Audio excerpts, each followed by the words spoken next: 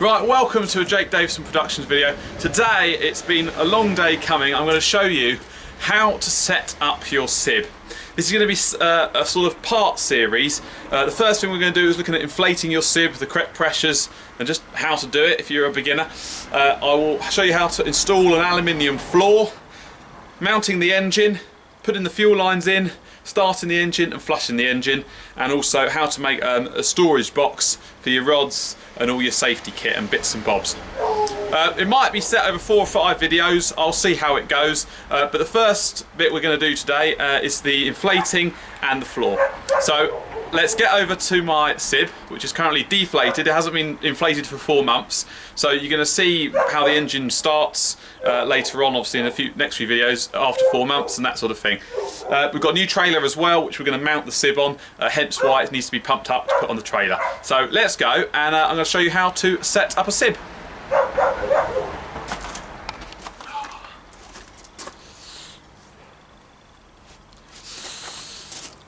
Okay, welcome back to a Jake Davison production video.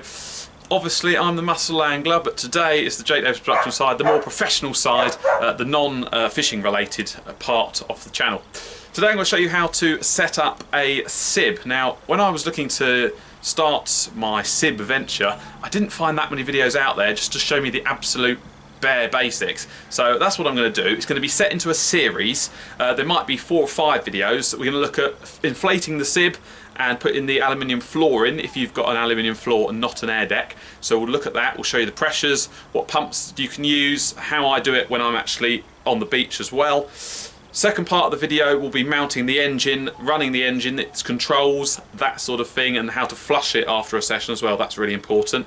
The third thing we're going to be looking at is the anchoring techniques you can use on a SIB and the general setup of the SIB and whether you want to use a trailer or not. The fourth thing I'm going to do is I'm going to show you how to make a SIB fishing tackle storage box, which you can put all your bits and bobs in, your bait tray and everything like that. So come along with me. If you've got a SIB and you're an experienced angler, you know, if anything you might disagree with or you might change, comment below. But this is just how I do it. It might not be the best way to do it, but this is definitely going to help you new guys out there just getting into inflatable boat SIB fishing. Let's go.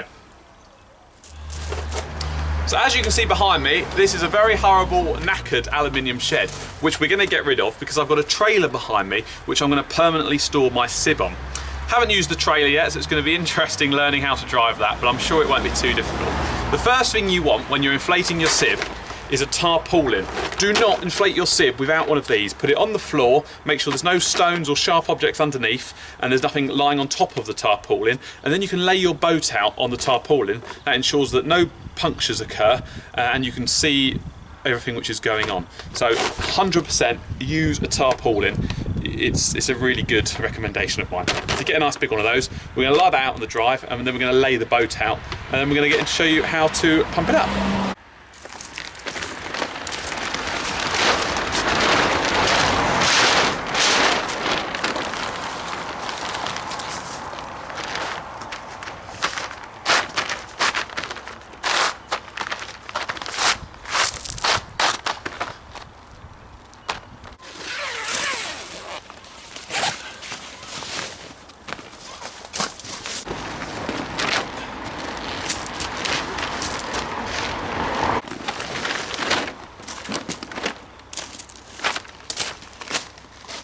Right, so the SIB is all laid out on the tarpaulin and the SIB's out. It's been a while since I've got it out. The bag was a bit damp. There was a tear in it, but there's no holes or anything in as far as I can see, so that's good news. Don't fancy buying a new boat. The next thing you're going to need, obviously, is a pump. Now, there's hand pumps, which are going to take forever, but very good for your back and your arms. First thing I was using, pumping it up like that, it is quite good fun, but it does get very tiring. So you're going to want an electric pump. Now the best pumps really what I've seen are the ones with the batteries. They're little units like that. I can't quite remember what they're called. I'll try and link the description of what I think probably the best pump is. But basically it's a big lithium battery. You can pump it up 3 or 4 times and it also deflates as well. I haven't got that one, but that is probably what I would use if I was going to pump up the SIB. But what I've got, and I find this perfectly fine, and because I've now got a trailer, I'm not going to be de-inflating my SIB at all. This is ideal. This is the box is a bit wet because it's been in the storage. Is that one there? I never know how to say it. Sevlor, who knows? But that's just a 12-volt electric pump. And what that will come with, obviously your instruction manual box, but you'll have a pump like this. You'll have an attachment which you're going to need to pump up your SIB with, and then you're obviously going to have the unit. Now that unit on this one comes with a cigarette lighter, 12 volt. I don't like running my car for long periods of time while I'm stuck in the car park, or if you've got to move your boat somewhere, unload and then move your car somewhere. Where are you going to plug that into on a beach? Well, this is what I do.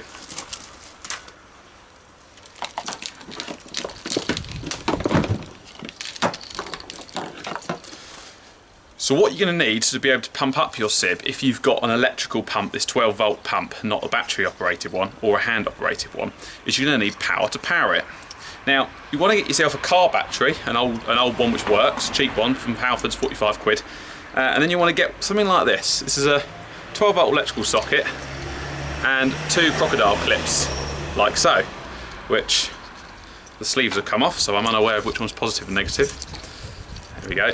So that one's positive, and obviously that one's a negative, and then you just clip that onto your battery and that gives you power to power the pump. Really simple, really easy, and the battery's just here.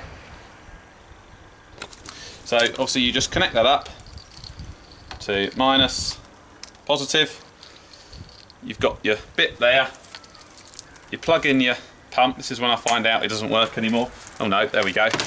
We've got some power here. On and off, easy. So let's go and pump up the SIB. Right, my apologies if a few cars come past and disturb us. So we've got the battery here, and then we've got our pump here. The attachment, like so, goes in this end of the pump where the air comes out. You just simply pop it in and twist it, and then that's going to go into your SIB, and I'm going to show you how to do that now. This is the air pressure valves here. Now, they're on little springs, as you can see. If you push them in and twist them, they lock into place. Now, when you're pumping it up, you need to make sure they're untwisted and springed up. Otherwise, when you put that in and lock it in place, if it's pushed down, then when you unlock this, all the air will just come out, so it's pointless. So you need to make sure that that valve is twisted up and not pushed in and twisted. Alright, so it's nice and simple. Just make sure it's twisted up and then connect this up.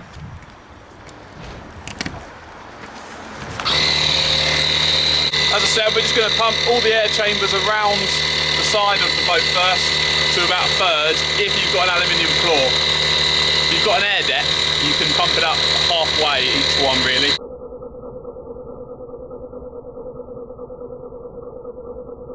Right, so my boat has an aluminium floor, which is an extra component to put onto the SIB.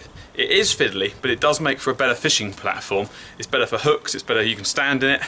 And I've been on both, and I must admit the aluminium floor is far better, but obviously a lot heavier, so there is that downfall. So I'm going to show you how to install this floor. Please bear in mind all the floors are different. They're all quite similar, but they will have their variables, so just make sure that with your manufacturer that you're doing it correctly. But I'm doing this on my XL 335 Vanguard SIB, so if you've got one of those, perfect, it'll be exactly the same. If not, watch it, learn from a little bit of it. There'll be some tips in there which will help you out on any aluminium floor, but it might just be a bit different to your SIB. So let's go install the aluminium floor now that all of our air chambers, not our keel floor, all of our air chambers are about a third full.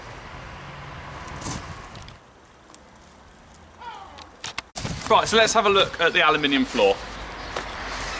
Now, a lot of them are going to be numbered, but some of my numbers have come off, which doesn't always help, but I've only got four parts to fit in, so it's not too complicated. So you should have some locking in sections, which are like this. Very complicated to install if you haven't been shown by someone who knows what they're doing. You should have your rear bit of the floor, you can tell because that goes around the transom at the back, and also it's got your fuel tank fuel tank holder as well. You've got your bow end, obviously, make sure the pressure valve fits in the centre there. And then you've just got your 2 central floor pieces, which, if numbered, make it easy. If not, you might have to work out which way they go. First bit we're going to do is we're going to put the back and the bow end in first, so we'll go and do that now. Right, so here I'm just going to narrate a little bit about what I'm doing and how you put the floor in. So the first thing we're going to do is we're going to go to the bow and insert the bow section. Now the rough section of the floor needs to be facing you, and the soft bit of floor, I'll say soft, the flat side needs to be facing the bottom of the boat. Now here, when you're putting the floor in, you just got to be careful you don't pinch any of the tubes. But because we've only inflated the boat to about 1/3, it's quite easy to manipulate the boat into position. So here I've put one of the corners into the other side, and then I go to the other side and do the same. I use the boat's rope to lift it up and lift it around where it needs to go, just making sure everything's out of way, and then pulling it and putting the valve in line with that hole there.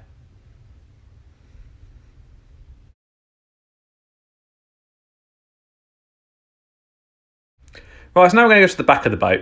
Now make sure the semicircle on the floor is facing the back towards the transom.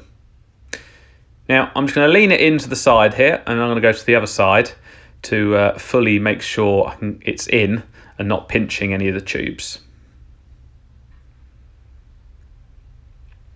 Now the boards you can move at a slight angle, which I'm going to do in a second, as you can see in here. Now that means it's going to be totally flat, and because the boat's only 1/3 inflated, you're able to do that. Again, just making sure it's not pinched. I'll walk round to the other side and I'll check the same.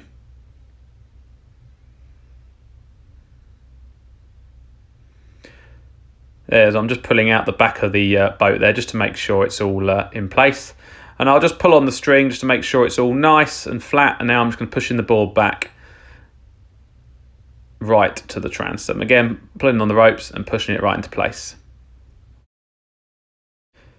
So the next part is a little bit tricky. You've got 2 boards which need to go into the central area. So just make sure all the grooves are lining up. And I'll put this board in and I will slide it into place into the bow area. So the bow area's got a groove on the board, and I'm just going to make sure that that slides in. At this point, it might not be straight, and in this case, it wasn't totally straight, so it did require a little bit of manoeuvring.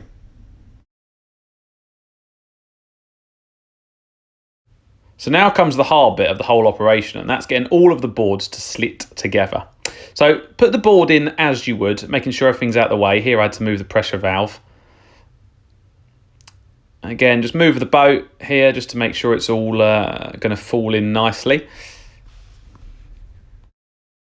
So now comes the tricky part of the whole operation, and that's slitting it all together. What you want to do is bring the 2 central boards up together like I am doing here, and just rest the grooves on each other. Here I've got to go to the other side to do the same. Now it might not all line up at the beginning, but with a bit of manoeuvring it should line up okay. Now I'm not editing this part out at all, so you can see exactly my struggles and just how many times it does take, so you don't feel so stupid when you're not doing it first time. So as you can see, I'm just lining up those grooves, and it's not easy because it's not exactly straight.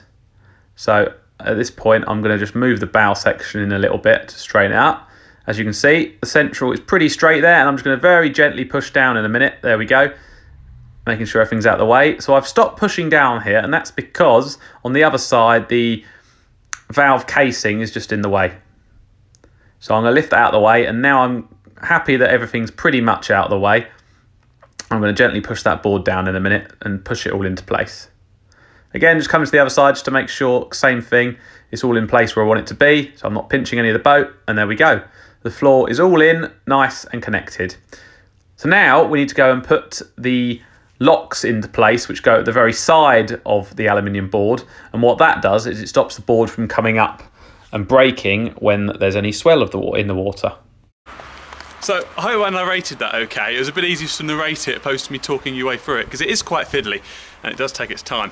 But as you can see in the middle, as I said, just line it up, very gently push it down, and just make sure either side you've not got any of your valve plugs underneath, because otherwise you've got to pull it up and pull it. So just make sure all the floor's nice and neat.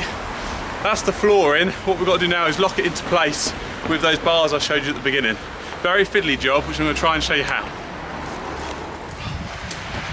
Now on the XL SIBs, you've got 4 locking bars. You've got 2 longer ones and 1 short one. So make sure you've got 1 long one and 1 short one for either side. Now the long bar is going to go towards the transom at the back, like so, and the short bar is going to go at your front of the SIB near the bow. I'm now going to bring the camera closer and try and talk you through how to lock these on. Right, so we've got our long bar here. Where the 2 join, the 2 bits of floor, just make sure the rail is sort of relatively in line. It doesn't have to be exactly, because that bar will push it into place, but just make sure that that's perfectly on. As I said about that ridge, the flat end, so the less thick, the flat end, that goes underneath your bar, like so, and you just push down it, like that. And that's in first time. And all you've got to do is push it up. Now you can use another bar here to knock it into place.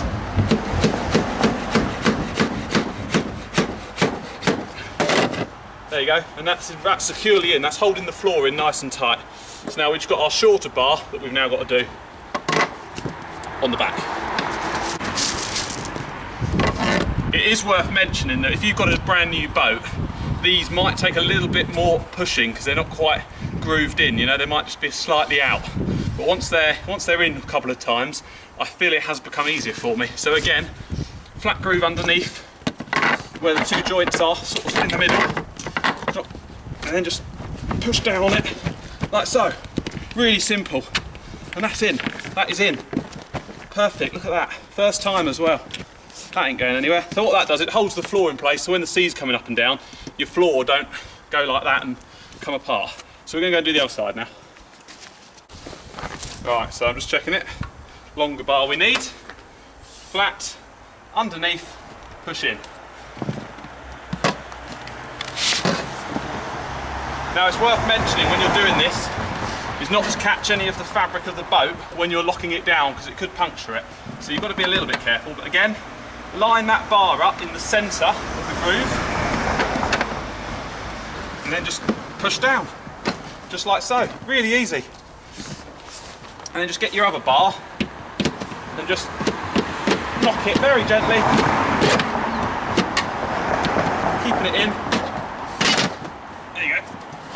Push it right to the back of your transom. Let's just get that a little bit further in. Perfect. Right, now use this for your next one.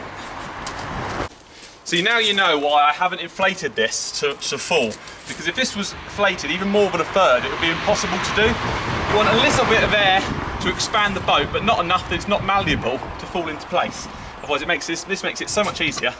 So this bar again, flat bit underneath the central groove, so line this bar up into the central groove like so. Bring it up to your base. Now I always remember this floor was never quite in line, so it takes a little bit more time. So you can see me here just knocking that floor into place. But we'll give it a go, it should go on. See, that hasn't gone on because this isn't quite in line.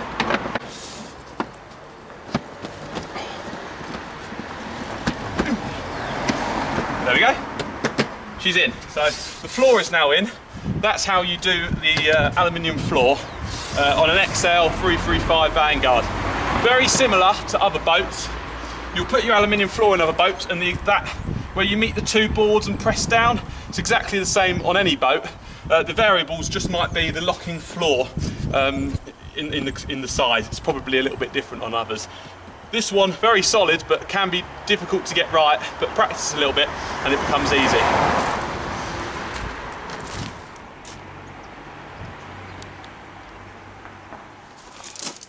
So as you can see, the floor is now in and the boat is around about a third pumped up. The next bit we want to do is pump the boat up fully. Now we're not going to go straight in there with pumping all the air tubes up, because that can split all the air tubes and damage them. So what we're going to do is we're going to have a look at what bar we need, and we're going to just go short of it. We're going to do all three at that short bar, so they're all pumped up to about 3/4, and then we'll go round and finish off the pressure. But again, leaving the floor, we don't touch the floor as of yet, just doing the air tubes around the boat. Let's go and do that. So we're back down at our air chambers, and now I'm going to have a little look. So 3.60 psi is the recommended pressure on these boats. I'm going to pump each tube up to 2 psi.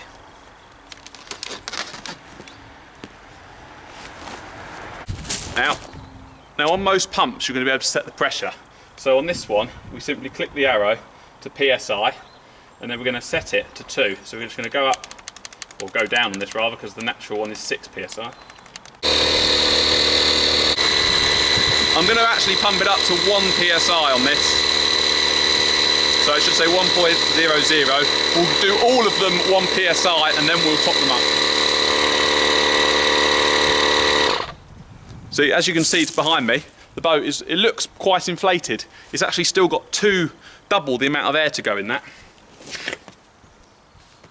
But look, semi-hard, but not hard. That's exactly what we want. So we'll go and do the other two now.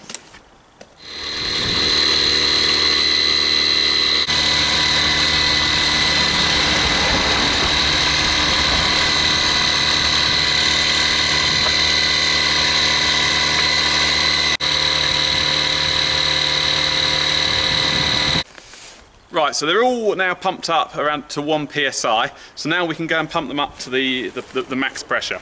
I say the max pressure, the recommended pressure.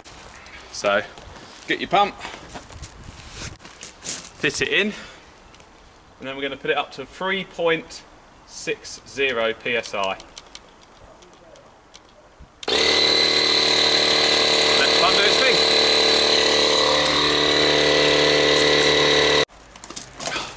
Right, so we've now got the SIB totally pumped up apart from that keel. Now, what you want to be doing before you inflate that keel is putting on the wheels. Whatever wheels you've got, is to raise that SIB off the ground, because when you inflate that keel it's going to lift the boat naturally. Now if there's any sharp objects underneath, or just any little pinprick of dirtiness and not niceness, it might pierce the bottom. So we want to raise the boat from the floor with the wheels and then inflate the keel last. That prevents any unnecessary piercing, and it helps. You don't really want to put pressure on that floor and the boat from the very bottom and pushing the air up, the floor up like that. It's not a bouncy castle. You know, we want to just lift the boat up, pop the wheels underneath so it's got a nice big sag, put the inflatable floor pump in, and pump that inflatable keel to what PSI you need to do. So let's go and pop the wheels on. These are the wheels I have. If you can get balloon wheels, fantastic. They make their life so much easier. But at the moment I've only got these. Now I am designing something which hopefully is going to make SIB on a shingle beach a lot easier. Now it's a sort of sledge design. Haven't finished it yet, but we'll see. We might make life a lot easier. So let's go and pop these wheels on. Very, very simple to show you how. They're just on a spring, and they just clip underneath. But we'll go and I'll show you how. This is a complete setup video after all. So the wheels, very, very simply, you want these ones I want to put on the outside.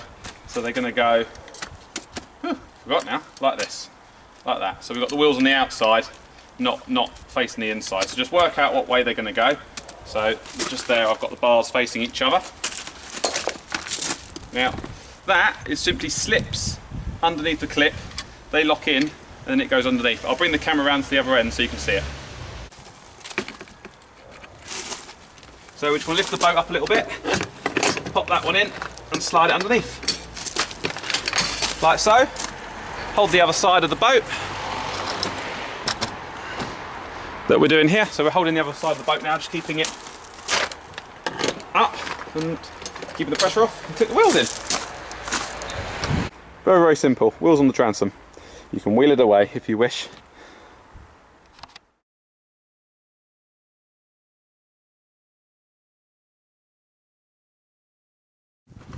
Now, I always like to put my bits on the boat in sort of safety order so that I know that the important bits are going on first before any fishing tackle or any engine. Oars. Absolutely crucial. If you get stuck out there and your engine is absolutely knackered, you can't fix it, it's broken and it needs to go into a workshop, these are the only things which are going to give you the option to try and get back to shore. Obviously, if you're absolutely miles out, don't faff around trying to come in with oars, it's going to take forever. Get on channel 16, put a pan call out, there might be a fishing boat or another SIB out which will come and help you out to tow you in. That's really important. Have a radio on you at all times, don't go out without a radio. You think a phone's good enough, it is not. Signal will disappear after about 6 miles and it could even disappear nearer than that if you're in a bad signal location and then you've got no way of help. So must get a marine VHF radio.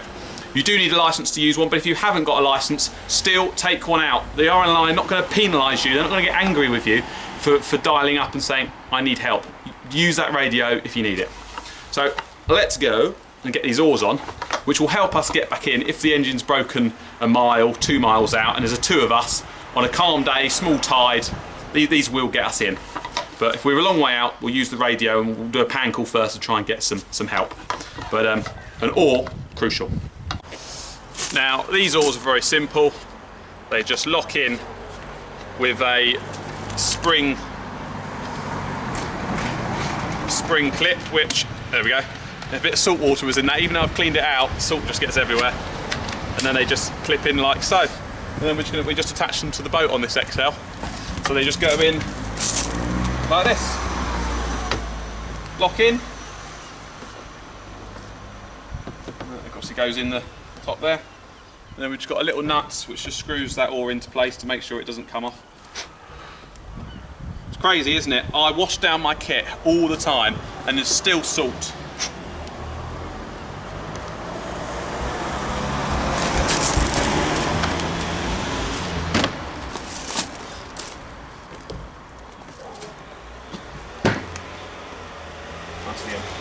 Now, another thing with oars, which is really good, if you're starting your engine in a shallow estuary with loads of mud, personally, I won't be starting my engine when it's only 3 foot deep and there's loads of silt and mud. It's just going to clog up your engine, it's going to make it filthy.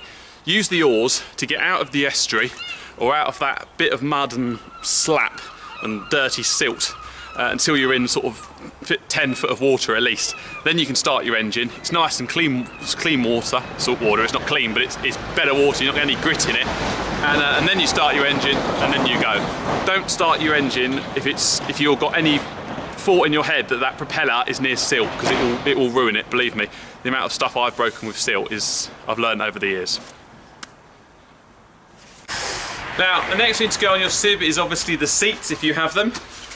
I'm very lucky, I've got a bit of padding there and a zip, which I've got a nice sort of pocket storage area which goes underneath, which is lovely. Now, on most SIBs, they simply slide in using these little clips here. So you just push it in either side and push, in it goes.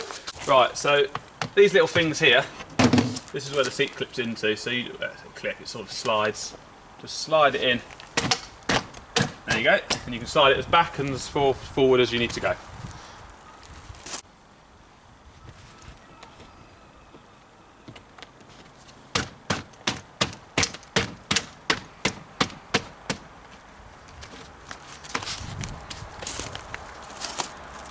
Right, so that's part 1 of the series. We've showed you how to pump up a SIB using the tarpaulin for keeping the boat nice.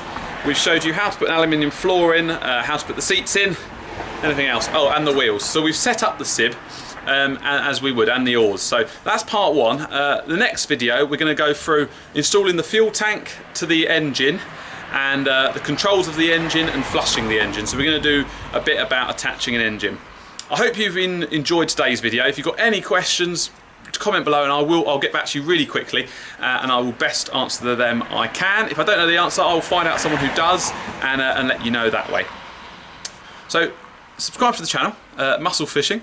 I see Jake Davison Productions hoodie today because that is who we're filming this video. As I say, for the more professional videos and the how-tos, we'll use the Jake Davison Production stuff and then the Muscle Fishing is for the fishing. So, subscribe to the channel, leave a comment, leave a like if you enjoyed it, and if you've got anything to add, say you might do differently, leave that as well. So, I'm all ears. Take care.